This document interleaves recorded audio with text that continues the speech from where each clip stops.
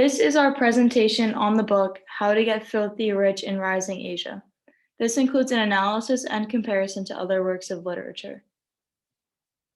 Hossein Hamid is the author of 4 novels: Moss Smoke, The Reluctant Fundamentalist, How to Get Filthy Rich in Rising Asia, and Exit West, and a book of essays titled Discontent and Its Civilizations. His writing has been translated into 40 languages, featured on bestsellers lists, and adapted for cinema. Hamid spent most of his early childhood in the US, then moved back to Pakistan with his family. Born in Lahore, he spent about half his life there and much of the rest in London, New York, and California. He moved back to the US when he was 18 years old and graduated summa cum laude from Princeton, and then he attended Harvard Law School. Finding corporate law boring, he repaid his student loans by working for several years as a management consultant at McKinsey & Company in New York City. They gave him 3 months off each year to write, and he used this time to complete his first novel, Moss Smoke. For historical context, this novel was published in 2013 as a self-help book that parodies get-rich-quick books. Due to the modern-day emphasis on materialism and monetary success in America, this book pokes fun at people that believe it is as easy as reading a book. In reality, it takes a lot of hard work and dedication to get to where Hamid is and to where the main character in the book gets. The second half of this novel had a much more intense focus on the business side of things. When you become your own boss, it likely means more money and better hours, but significantly more responsibility.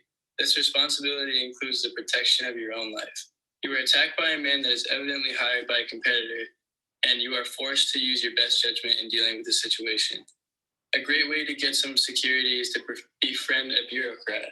With the power that a government official has, you can get away with a lot more in terms of dodging rules and regulations in your business and are protected from a legal standpoint. However, with more power comes more responsibility and more people trying to tear down or get a piece of what you've built.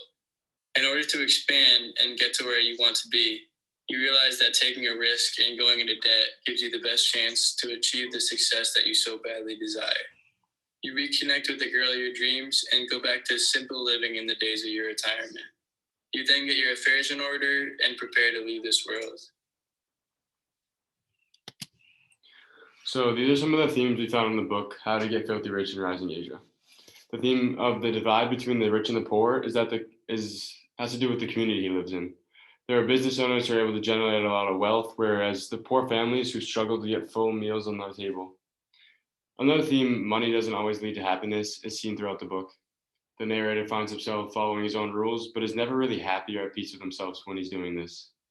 Finally, although he is rich, he is very poor in relationships. He works on his business and will do anything to generate a profit and expand his businesses, but he's not close to anyone around him, especially his own wife. This book had many similar themes about the image of business to past books we have read in this class. Some themes such as being consumed by work-life balance, and the desire to be successful were all extremely prevalent in How to Get Rich in Rising Asia. The Big Short is a business-centered movie about the 2007-2008 financial crisis. The plot is centered around 4 businessmen named Mark, Jamie, Charlie, and Michael, who were able to predict the financial crisis and profit from it.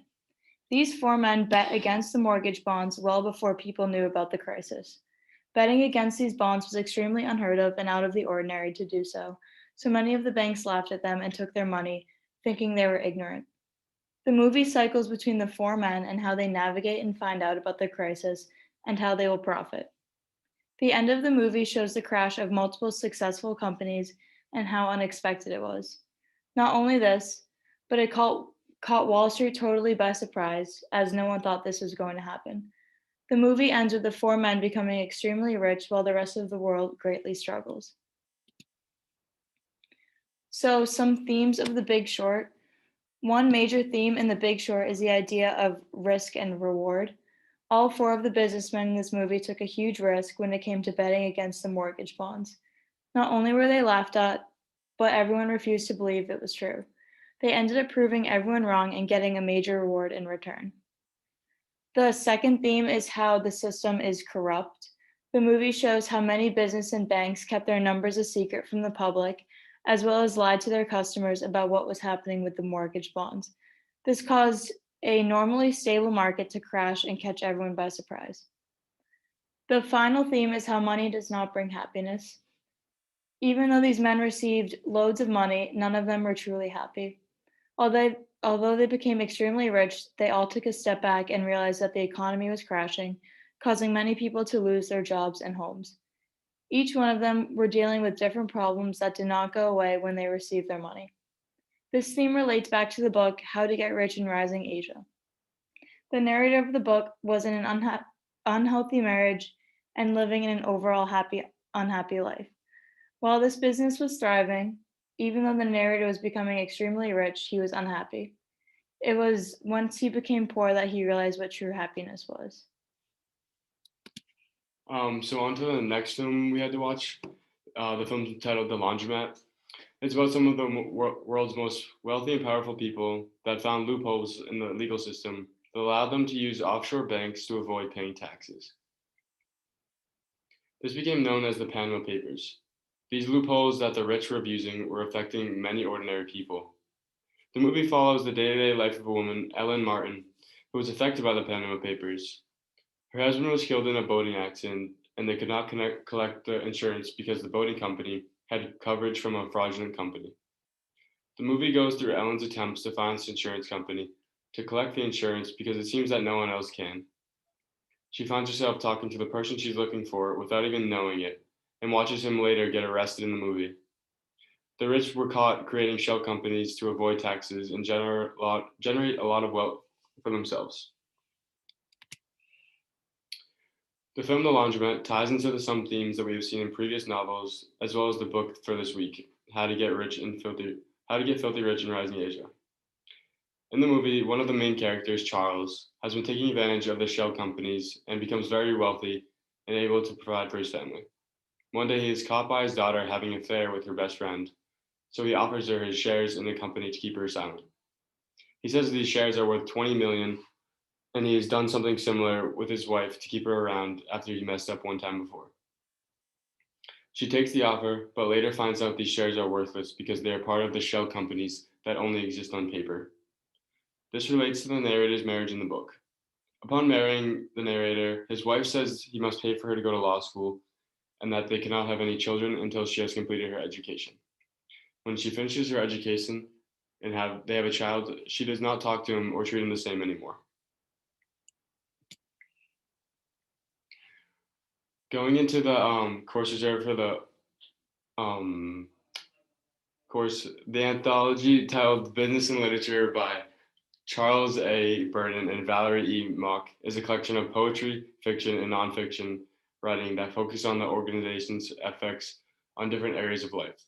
An essay I found under the topic of organization as an influence on values was Life Without Principle by Henry David Thoreau.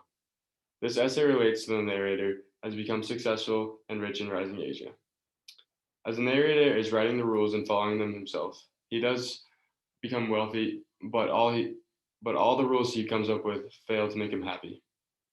In the essay by Thoreau, he talks about how the world is becoming consumed by business and it is nothing but work. People look at the world and all they see is profit, not for what they are or the beauty of life, just money. The constant pursuit of money constantly brings humankind down, and that living better does not correlate with making money. People do not focus on what really matters in life and convince themselves that costs of generating a profit are worth it. The narrator in How to Get Filthy Rich in Rising Asia finds himself in a similar situation. He grows up in a poor family and becomes only financially successful child in his family. He begins to generate profit from different businesses, but along the way, he's always focused on his business, and it leaves him in sticky situations where he can end up dead or alone. The rules within the book give the narrator higher financial status, but when he ignores one of the rules, falling in love, he finds himself within the happiest years of his life. Both the essay and the book display examples of why becoming filthy rich does not always mean that you'll become happy.